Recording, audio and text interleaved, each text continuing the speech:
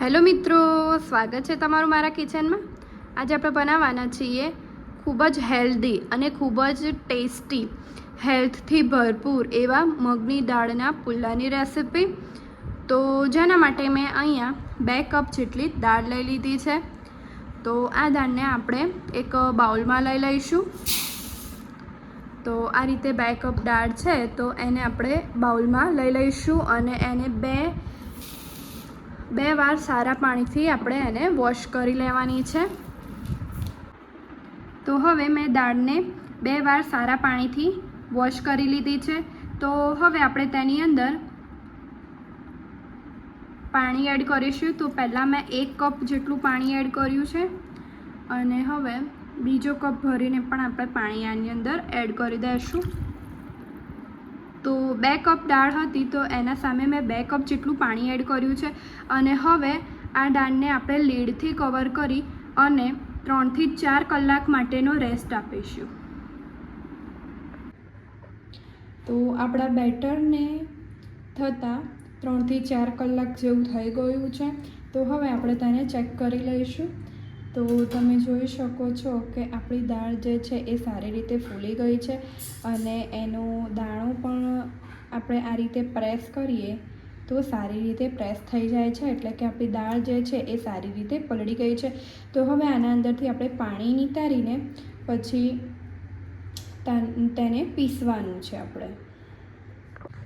તો મેં દાળમાંથી પાણી નિતારી લીધું છે અને આ મિક્સચર જારમાં જે મીડિયમ સાઇઝ આવે છે એની અંદર મેં દાળને લઈ લીધી છે અને હવે આપણે તેના અંદર મેં 2 થી 3 લીલા મરચાંના ટુકડા કરી લીધા છે અને 5 થી 6 કળી લસણ લઈ લીધું છે।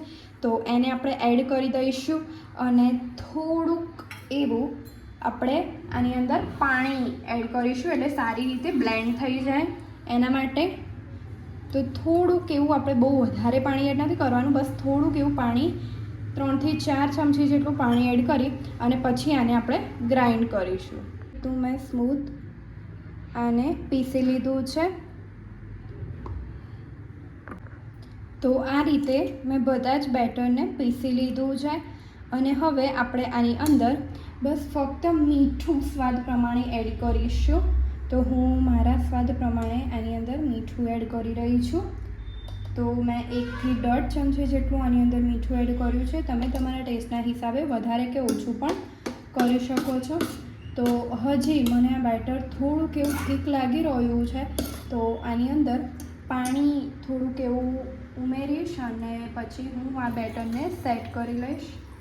તો વધારે નહીં, થોડું પાણી એડ કરતા જઈ અને આપણે આને મિક્સ કરીશું। તો બહુ વધારે પાણી એડ નથી કરવાનું, પહેલાં 2-3 ચમચી જેટલું પાણી એડ કરીશું, મિક્સ કરીશું, 2-3 ચમચી જેટલું પાણી પાછું એડ કરીશું અને મિક્સ કરીશું। એ રીતે આપણે આને મિક્સ કરીશું। બધું પાણી સાથે એડ નથી કરી દેવાનું, નહીં તો વધારે આપણું બેટર પતલું થઈ જશે। તો આ રીતે મેં અડધા કપ જેટલું પાણી આની અંદર નાખ્યું છે અને હવે આપણે તેને સારી રીતે મિક્સ કરી લઈશું। હવે આપણું બેટર જે છે એ પુડલા માટે રેડી છે। તો હવે આપણે આમાંથી પુડલા બનાવીશું। તો મેં અહીંયા એક પેન લઈ લીધી છે અને ગેસની ફ્લેમને ઓન કરી દીધી છે અને લો ટુ મીડિયમ ફ્લેમ રાખી છે। હવે આપણી પેન થોડીક એવી ગરમ થઈ જાય એટલે આપણે તેની અંદર તેલ ઉમેરીશું। તો અહીંયા મેં 1 થી 2 મોટી ચમચી જેટલું તેલ ઉમેર્યું છે અને હવે સારી રીતે આપણું પેન ગરમ થઈ જાય એટલે આપણે તેની અંદર 1 ચમચા જેટલું બેટર એડ કરીશું।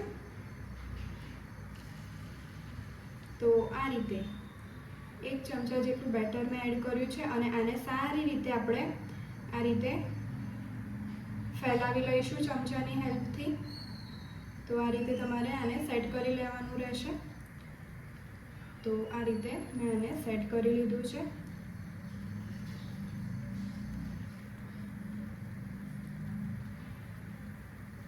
અને હવે આપણે આને લીડથી કવર કરી અને લો ટુ મીડિયમ ફ્લેમ પર 2 મિનિટ સુધી એક સાઈડ થવા દઈશું।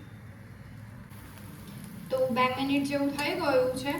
હવે આપણે આની ઉપર થોડુંક એવું તેલ આ સાઈડ એક સાઈડ એડ કરી દઈશું અને પછી આપણે આની સાઈડને ચેન્જ કરી લઈશું. તો આ રીતે મેં થોડુંક એવું તેલ એડ કરી દીધું છે અને હવે આપણે તેની સાઈડને ચેન્જ કરી લઈશું અને હવે આપણે આને બીજી બાજુ પણ 2 મિનિટ સુધી કૂક થવા દઈશું.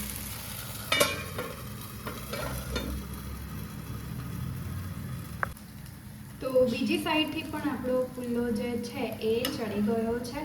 તો આપણે હવે તેને એક પ્લેટમાં લઈ લઈશું અને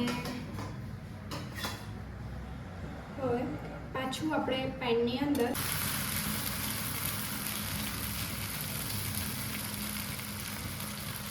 તો આ રીતે ચમચાની મદદથી આપણે તેને પણ સેટ કરી લઈશું.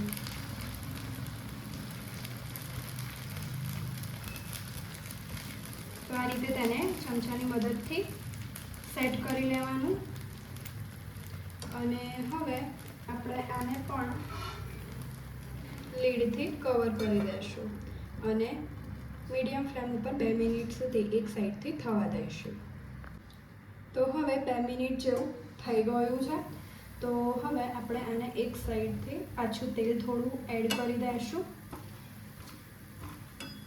તો આ રીતે સારી રીતે આપણે આને તેલ લગાવી લઈશું અને હવે બીજી સાઈડ આપણે આને સ્પ્રેડ કરી દઈશું. તો બીજી સાઈડથી પણ આપણે આને 2 મિનિટ સુધી કૂક થવા દઈશું. જો કે મારો બીજો પુડલો પણ આ રીતે રેડી થઈ ગયો છે.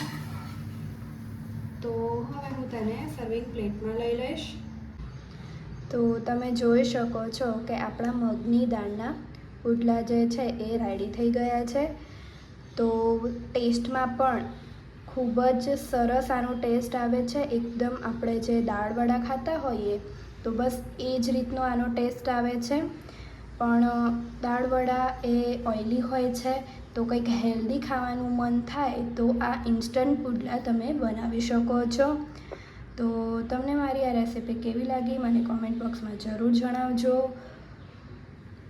મારી ચેનલ પર નવા આવ્યા હોય તો ચેનલને સબસ્ક્રાઈબ કરજો. બાજુમાં આપેલા બેલને પ્રેસ કરજો જેથી આવા જ અવનવા વિડીયો સૌથી પહેલાં તમને જોવા મળે.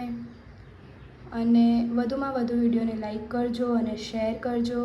મળીએ એક નવા વિડીયો સાથે. ત્યાં સુધી જય માતાજી.